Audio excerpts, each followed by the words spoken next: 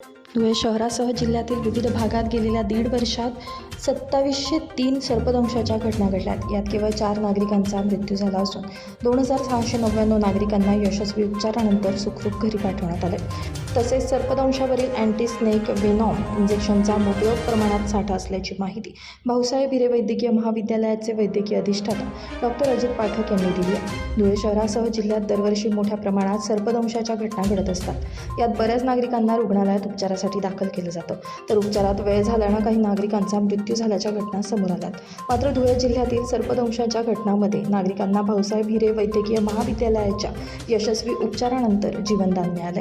यामुळे सर्पदंशाच्या इंजेक्शनचा साठा भाऊसाहेब हिरे वैद्यकीय महाविद्यालयात मोठ्या प्रमाणात उपलब्ध असून तज्ज्ञ डॉक्टरांची टीम देखील कार्यरत आहे, अशी माहिती भाऊसाहेब हिरे वैद्यकीय महाविद्यालयाचे वैद्यकीय अधिष्ठाता डॉक्टर अजित पाठक यांच्याकडून देण्यात आली आहे.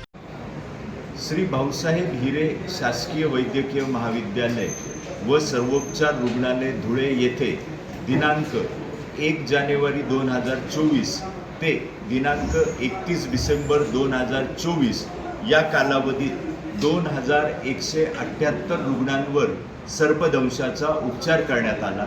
त्यापैकी 4 रुग्णांचा सर्पदंशामुळे मृत्यू झाला.